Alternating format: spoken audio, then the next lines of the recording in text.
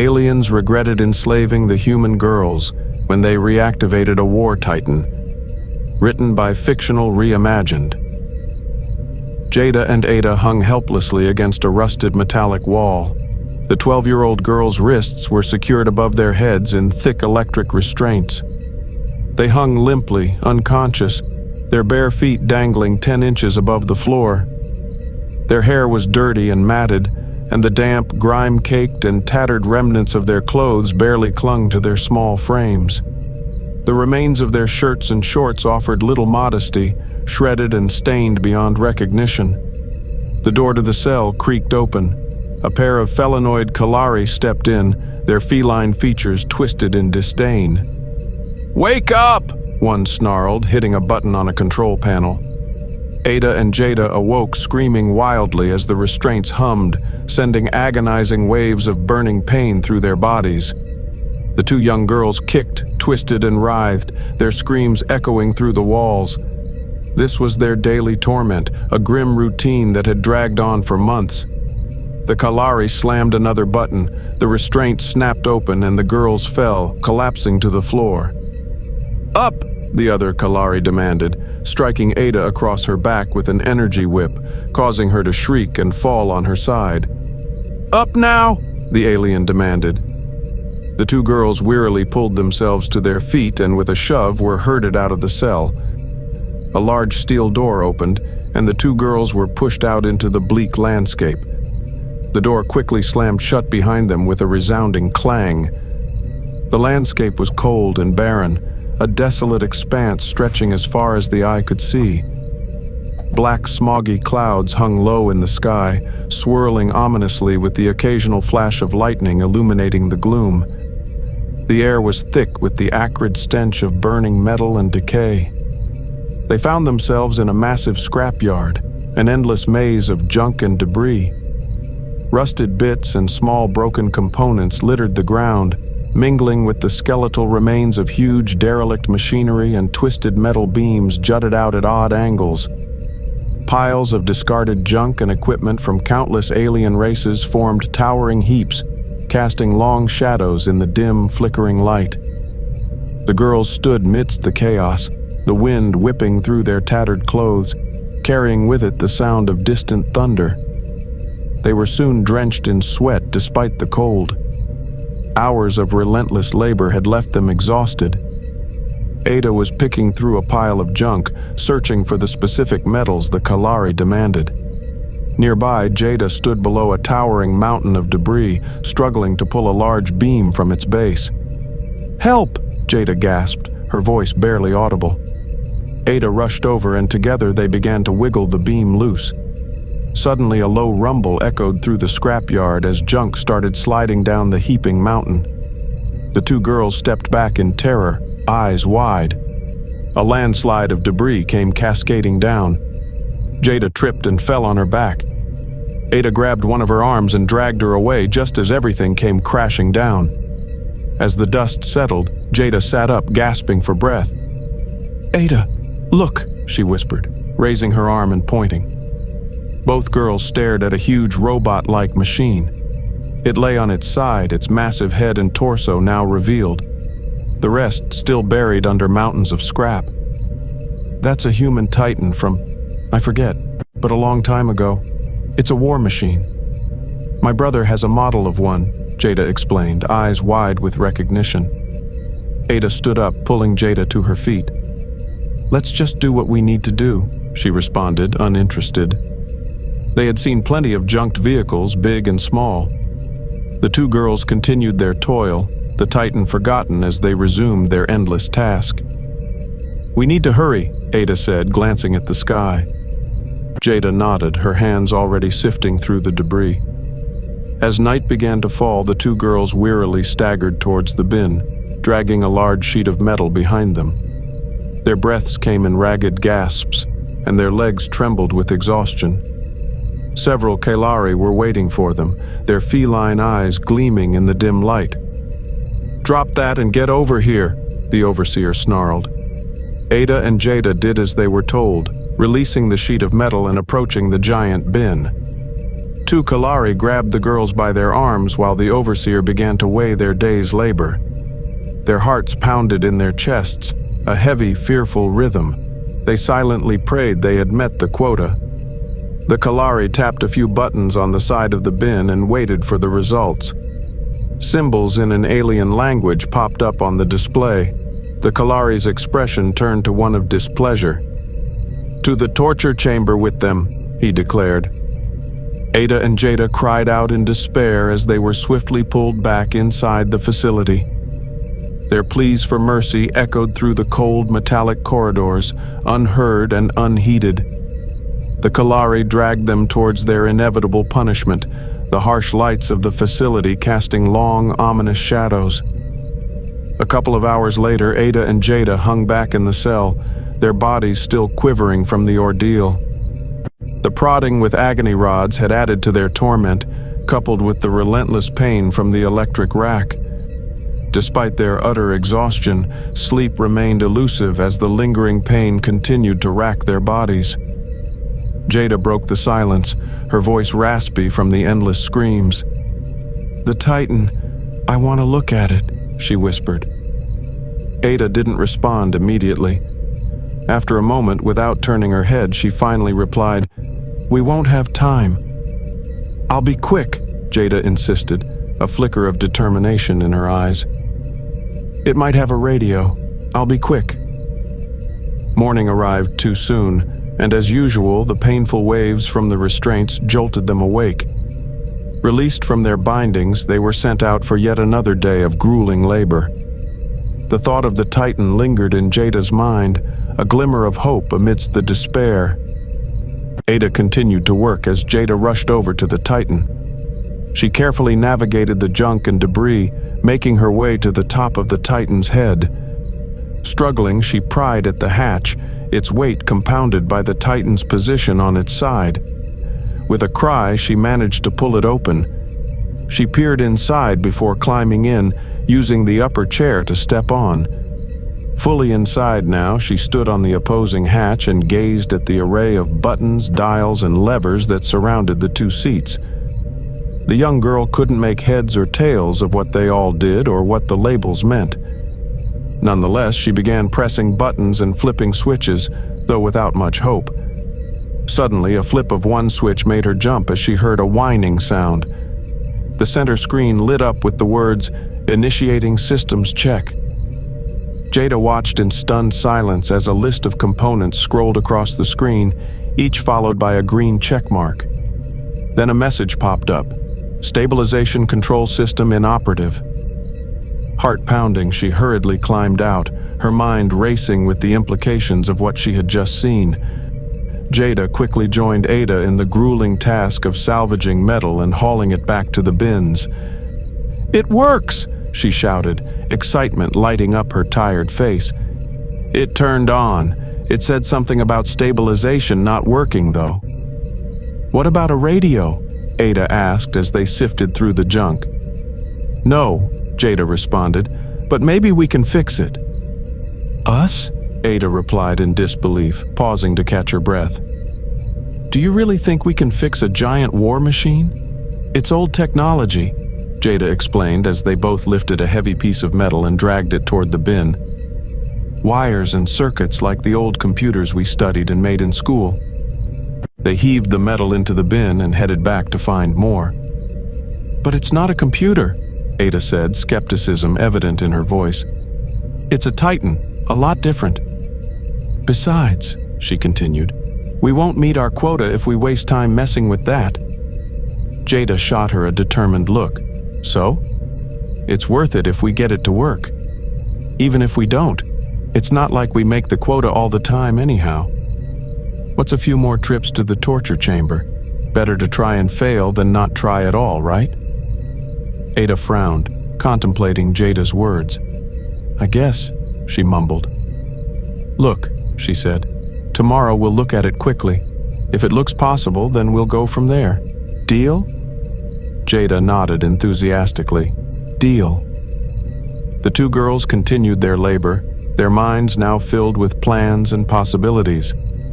They continued to toil, keeping their thoughts focused on the Titan, As they worked, they discussed the parts they might need, hoping they would find what they needed among the vast piles of scrap around them.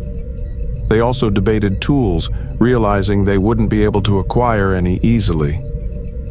Ada, becoming a little less skeptical, suggested checking other human vehicles which might still contain toolkits. This idea gave them a flicker of hope. They discussed the steps, actually finding the stabilization control system in the Titan, seeing if they could make heads or tails of it first. They also talked about time frames. They would work on the Titan a little each day, balancing their efforts to at least try to meet the quota and avoid more punishment. The thought of the Titan fueled their conversations, giving them something to cling to amidst the grueling labor. As the end of the day approached, the girls stood, held by the Kalari guards as the leader weighed their day's labor. They watched with bated breath, hearts pounding in their chests. When he nodded and gestured for them to be taken back to their cell, a sigh of relief escaped their lips. They had met the quota, at least for today. Returning to their cold, metallic cell, Ada whispered, "Tomorrow we start. First thing, we find that control system." Jada nodded, determination in her eyes. "We'll make it work," she replied softly. As they were secured back into the electric restraints, their bodies ached from the day's labor. Despite the discomfort, the thought of the Titan lingered in their minds, a glimmer of hope in their dark, oppressive world. Hanging there, they clung to the slim chance that tomorrow might bring something different.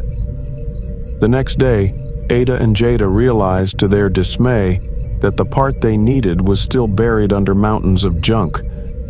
The stabilizer control system would be in the torso, not the head of the Titan. Like prisoners digging their way out of confinement, the two girls worked at it no more than 20 minutes a day, slowly digging a tunnel through the scrap heap.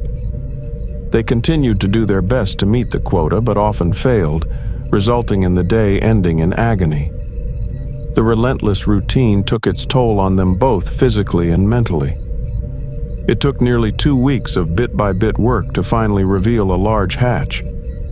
Now they sat perched on the torso of the Titan. Their clothing had been reduced to what remained of their shorts, clinging around their waists like meager loincloths, barely offering any modesty. With trembling hands, they opened the hatch. They were met with a vast chamber of wires, pipes, pistons, boxes, and other components. Peering into the maze of electronics and machinery, Jada voiced her confusion. "Which part is it?"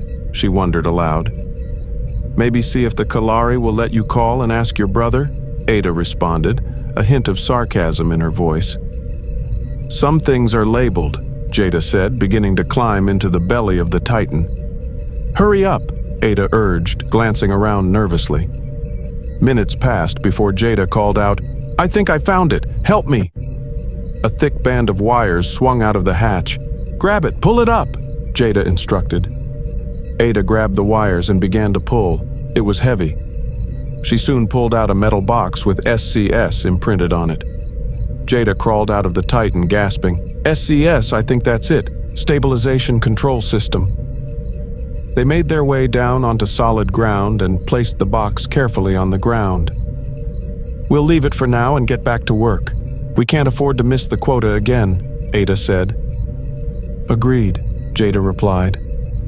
They turned back to their endless labor, their minds now split between the immediate necessity of meeting the quota and the potential hope of the Titan. Despite their grueling efforts, Ada and Jada once again failed to meet their quota.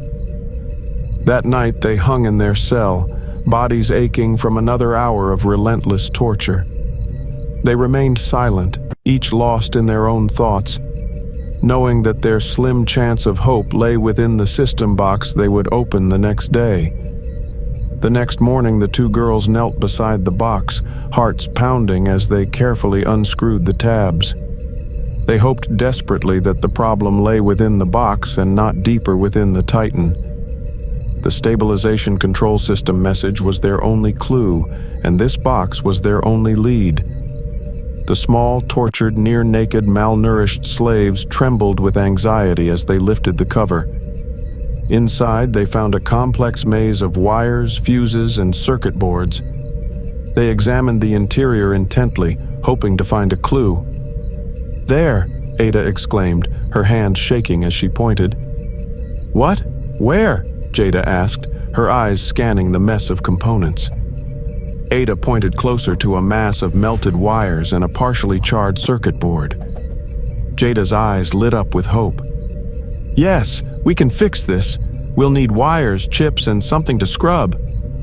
"Wait," Ada interrupted. "Do you think we can fix it today? What about our work?"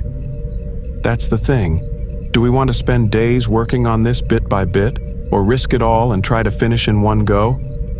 If we fail and they see we did no work at all?" The two girls pondered this dilemma. Finally, Jada spoke up, determination clear in her voice. "I say we do it all now." Ada nodded, a flicker of hope in her eyes. They knew the risk was enormous, but the potential reward was worth it. Together, they began gathering the materials they needed, their hands moving with renewed purpose. They worked hurriedly but cautiously, pulling melted wires and splicing new ones one at a time to avoid getting them mixed up. Without any way to solder the connections, they relied on cleaning the board and using bits of bare wire to make the necessary fixes. Chips from their collected pile of circuit boards were used to replace the damaged ones.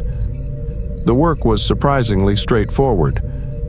The old tech was a far cry from the quantum computers that were once part of their daily lives. Their small, nimble but grimy fingers made the job easier, allowing them to handle the delicate components with surprising dexterity. The bleak sky began to darken, signaling that time was running short.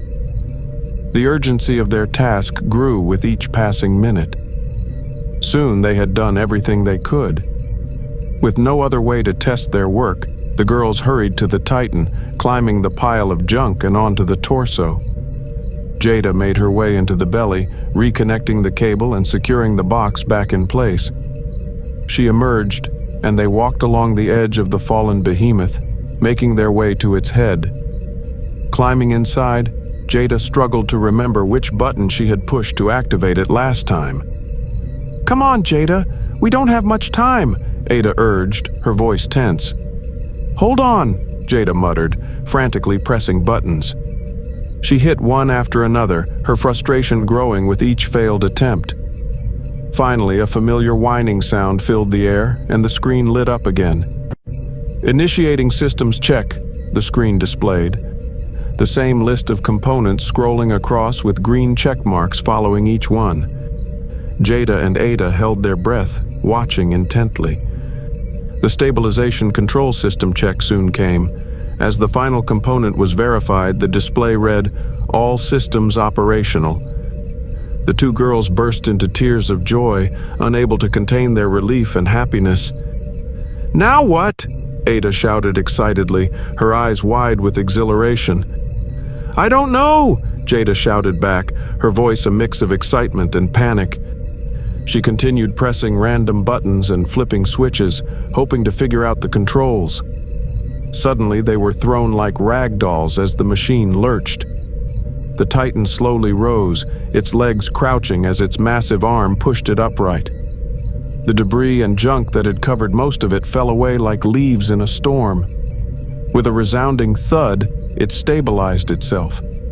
The two girls quickly scrambled into the now upright seats.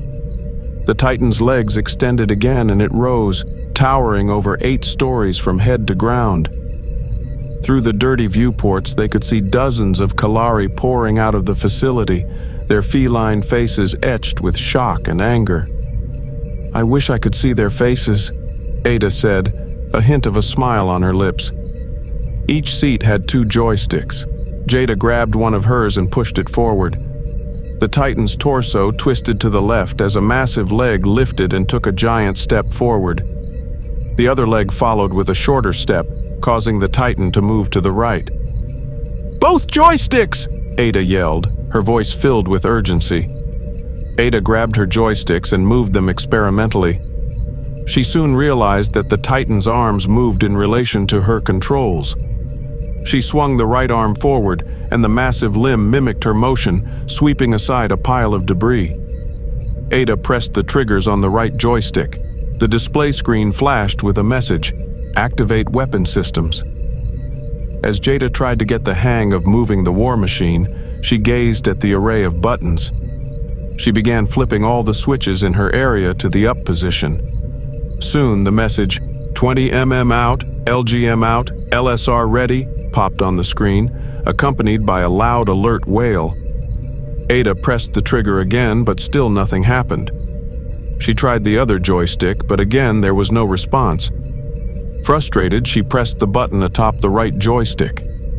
A brilliant flash erupted as a bolt of light shot out of the Titan's right arm into the air. Both girls gasped in astonishment. The shocked Kalari overseer gazed at the giant machine through his binoculars. He was completely stunned to see the tops of the heads of the two slaves on the other side of the Titan's viewport. Jada maneuvered the Titan towards the Kalari facility. "Shoot it!" Jada yelled. Ada maneuvered the arms of the Titan, taking a few shots that struck the ground and flew over the facility before finally landing a shot into the structure. "There's no target thingy," she said, panic creeping into her voice. "How do I switch it on?" "I don't know," Jada shouted back. "Just keep shooting." Bolts of energy flew everywhere, and the few shots that hit the structure tore large, smoldering holes in it. The facility began to tremble under the assault, the Kalari scrambling in chaos below. "Just crush it," Ada yelled.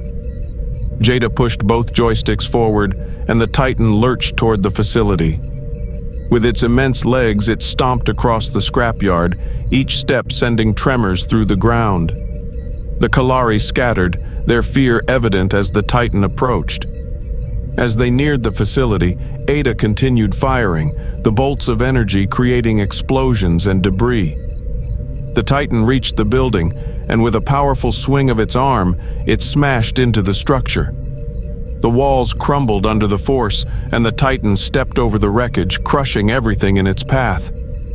The overseer watched helplessly, his eyes wide with disbelief. His soldiers, regrouping, fired their pulse rifles at the Titan, but their weapons did nothing but leave scorch marks on the armored war machine. He could barely comprehend what he was seeing.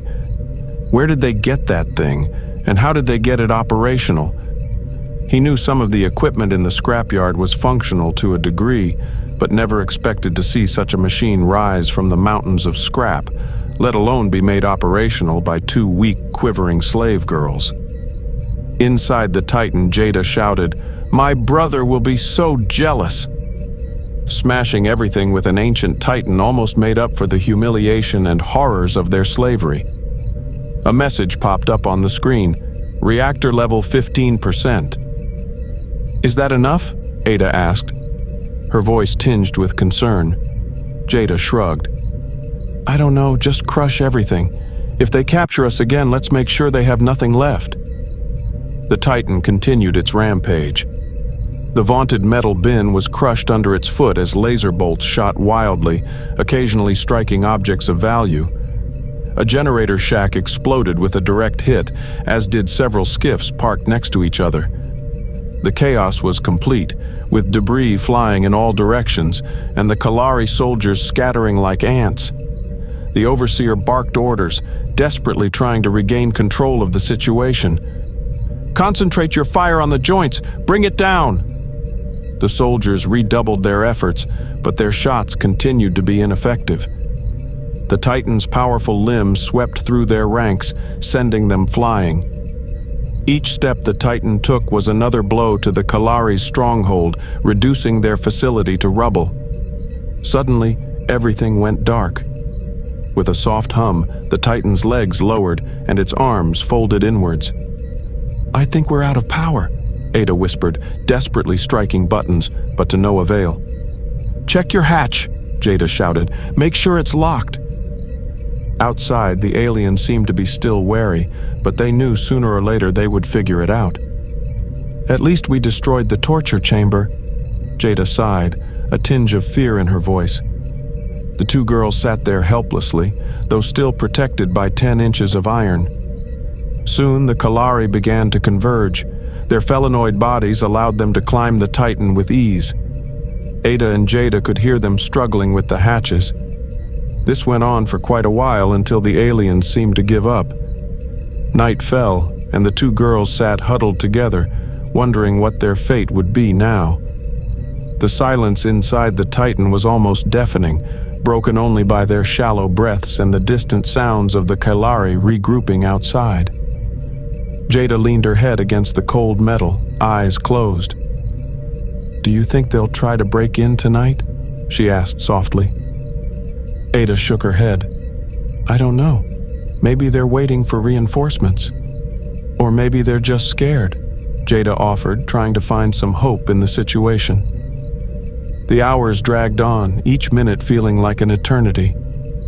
The girls knew they had accomplished something monumental, but now, trapped inside the powerless Titan, they were vulnerable once more. They had destroyed the torture chamber and caused significant damage, but at what cost? "I wish we had a plan," Ada murmured, her voice barely audible. "We'll figure something out," Jada replied, though uncertainty lingered in her tone. "We have to." As morning came, Jada awoke to Ada's fear-filled shriek. She quickly looked around and spotted what Ada had seen. In the distance, a dozen tanks had their large cannons aimed at the Titan. Behind them, a shuttle was offloading even more heavy weapons. The two girls watched in horror, waiting for the inevitable barrage. "We need to get out!" Jada cried, her voice laced with panic. "But what will they do to us?" Ada responded, fear evident in her eyes. The two terrified girls felt trapped, their minds racing with the grim possibilities. They could either face certain death or endure even greater suffering in the hands of the enraged aliens. Soon, the Overseer approached the Titan with a cadre of soldiers. "Surrender now, slaves," he demanded.